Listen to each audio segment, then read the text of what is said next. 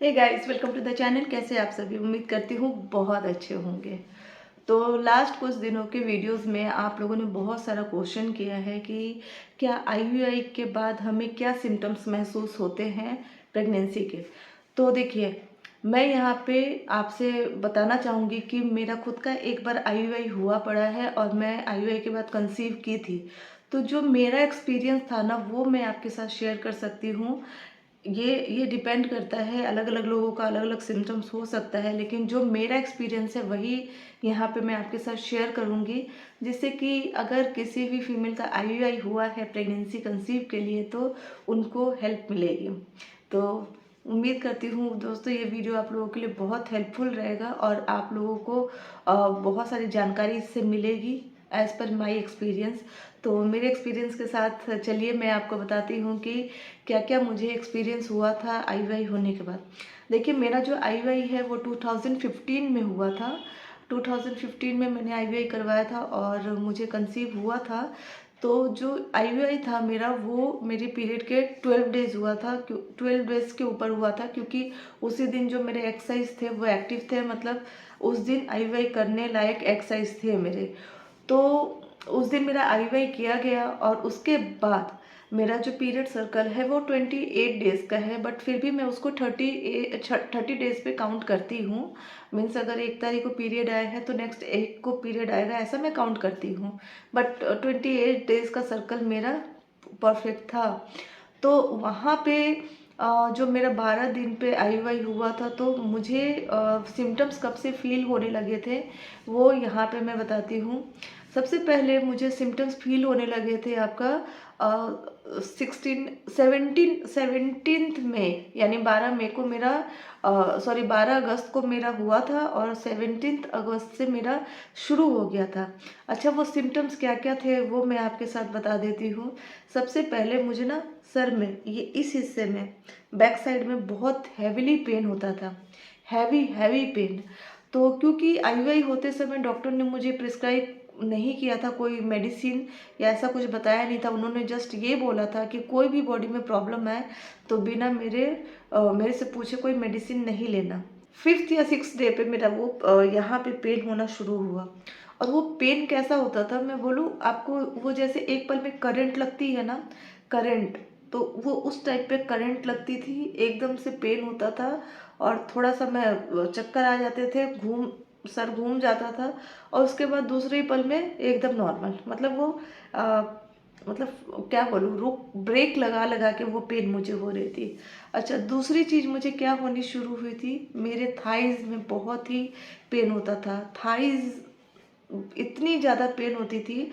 और अभी तो मैं बहुत फैट, थोड़ी सी मोटी, थोड़ी नहीं थोड़ा ज़्यादा ही मोटी हो गई हूँ, वेट गेन कर लिया है मैंने। लेकिन उन दिनों में मैं थोड़ी पतली हुआ करती थी। 2015 ऑफ कोर्स काफ़ी पुरानी बात है, 8 साल हो गए हैं। तो उन दिनों मैं पतली भी हुआ करती थी, तो मेरा ऐसा कोई ख़ास वज़न नहीं था।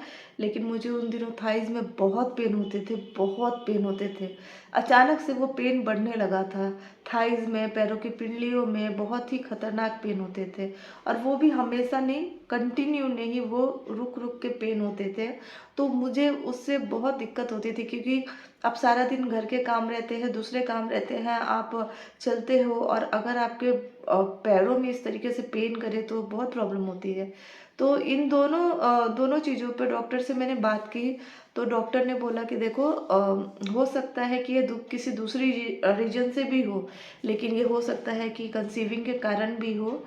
तो आपको उन्होंने मेडिसिन मुझे दी थी जो कि प्रेगनेंसी में वो लोग प्रिस्क्राइब करते हैं। अदर्स मैं किसी मेडिकल शॉप से मेडिसिन लेती तो वो उस टाइप से नहीं देते, इसलिए जब डॉक्टर प्रिस्क्राइब करते हैं तो ही मेडिसिन लेनी चाहिए।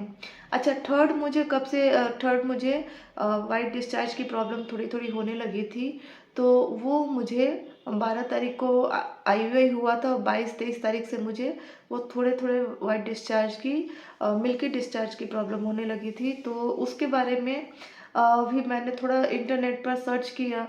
तो वहाँ पे वैसे मुझे एग्जैक्ट कुछ नहीं मिला, क्योंकि हर चीज़ के बारे में ना ऐसा दिया रहता था कि अगर आपको वाइट डिस्चार्ज हो रहे हैं तो आपको पीरियड आने की संभावना है। तो मैं भी आप लोगों की तरह ही सर्च करती थी, लेकिन ट्रस्ट मी, मेरे केस में ऐसा कुछ नहीं हुआ।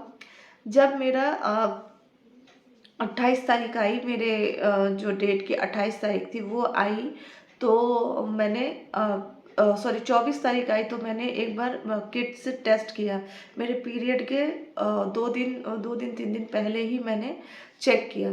तो मुझे वहाँ पे 2 लाइन दिखी, लेकिन एक लाइन जो थी ना बहुत हल्की थी, वो विजिबल थी लेकिन हल्की थी, और दूसरी लाइन तो ऑफकोर्स डार्क ही थी, लेकिन एक लाइन बहुत हल्की थी। तो मुझे थोड़ा-सा डाउटफुल थी, फिर अभी मैंने किसी को इस बारे में बताया नहीं। फिर मैंने डॉक्टर से मैंने एक बार बात की, क्योंकि डॉक्टर का मेरे पास नंबर हुआ करता था, तो मैसेज में मैंने वो किट का फ़ोटो उनको भेजा, तो उन्होंने बोला कि ये हो सकता है कंसीव हो, लेकिन अभी पीरियड डेट जब तक नहीं आएँगे तब तक आपको कुछ कहा नहीं जा सकता है, और पीरियड डेट आने का इंतज़ार करो। जब पीरियड 2 दिन एक्स्ट्रा हो जाए तब आप एक बार और चेक करना। तो ट्रस्ट मी, वो जो 4 दिन गुजरे ना, 2 दिन पहले के और 2 दिन बाद के, ये मेरे लिए बहुत मुश्किल वाले थे।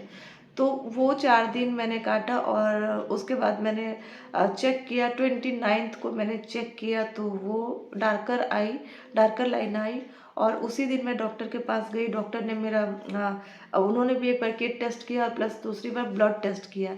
ब्लड टेस्ट में वो होता है ना, प्रेगनेंसी में एक हार्मोन जी, एक हार्मोन्स इंक्रीज होता है प्रेगनेंसी में, उसका लेवल जो था वो डार्क तो था लेकिन वो कम था।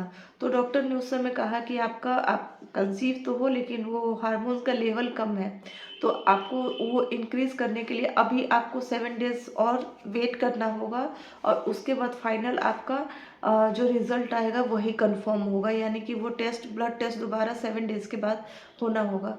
तो ये सब बताने का मकसद ये है कि जो आप लोग पूछते हो ना कि क्या क्या सिम्टम्स होते हैं, तो देखिए ये बॉडी टू बॉडी वेरी करती है। ये मेरी बॉडी में ये सिम्टम्स हुए थे, जो डॉक्टर ने कहा वो मैंने बताया। लेकिन एक और चीज़ बोलूँ कि बहुत लोगों को आईवीआई होने के बाद वो कंसीव करने के बावजूद कोई सिम्टम्स नहीं होते हैं। बहुत लोगों को नॉर्मल प्रेगनेंसी जैसे सिम्टम्स होते हैं, जब आप नॉर्मल कंसीव करते हो वैसे ही सिम्टम्स होते हैं। तो वैसा कोई प्रॉब्लम नहीं है कि आपको वो ही सिम्टम्स होने हैं जो मुझे हो रहे हैं। ये मैं अपने एक्सपीरियंस बताई, आपका मे भी कुछ अलग हो सकता है, और किसी और का कुछ और हो सकता है। तो आप लोगों ने अगर आईवीआई करवाई है, तो आप लोग यहाँ पर अपने कमेंट्स में ज़रूर बताना, ताकि दूसरे लोगों को हेल्प मिले। और एक और चीज़ बोलूँगी कि जब भी आईवीआई होती है ना, आप अगर चाहते हो आईवीआई सक्सेसफुल आपका हो जाए, तो प्लीज़ प्लीज़ प्लीज़ बिल्कुल वो मंथ ना बिल्कुल स्ट्रेस मत लो। आईयूआई होने के पहले, बिफोर आईयूआई और आफ्टर आईयूआई, वो मंथ बिल्कुल स्ट्रेस मत लो, क्योंकि जो स्ट्रेस है ना हमारी बॉडी को नेगेटिव बनाती है, हमारी बॉडी से ना नेगेटिव हार्मोन्स को वो रिलीज़ करती है, जिससे आपकी बॉडी ना नकारात्मक हो जाती है, मतलब वो किसी काम की नहीं रहती है अंदर से।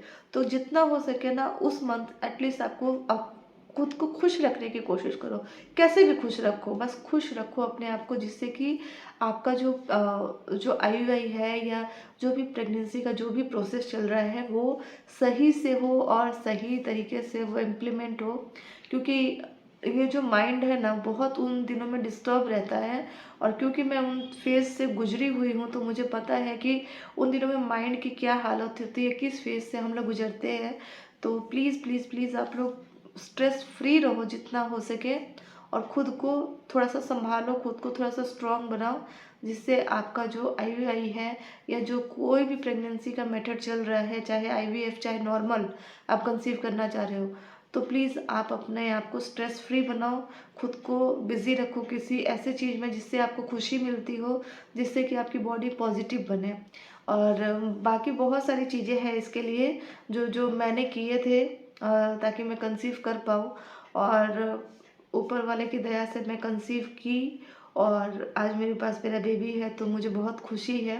बट मैंने बहुत टफ़ टाइम देखा है उन दिनों में, और बहुत सारी चीज़ें आप लोगों के साथ शेयर भी किया है। अगर आप प्रीवियस वीडियो में देखोगे तो बहुत सारी चीज़ें शेयर की है आप लोगों के साथ, तो ज़रूर वो वीडियोस देखना, आपको बहुत हेल्प मिलेगी। और मेरे जो पर्सनल एक्सपीरियंस है उससे आप लोगों को बहुत सारी चीज़ें देखने को समझने को मिलेगी। तो दोस्तों, उम्मीद करती हूँ कि मेरा ये वीडियो आप लोगों को हेल्प किया होगा। अगर वीडियो थोड़ा भी आपको अच्छा लगा, हेल्पफुल लगा तो प्लीज़ लाइक और शेयर करना। चैनल पे फर्स्ट टाइम आए हो तो सब्सक्राइब करना और वीडियो को बहुत सारा शेयर करना और अपना प्यार ऐसे ही देते रहना। चलिए फिर मिलते हैं अपने नेक्स्ट वीडियो में। Till then bye bye.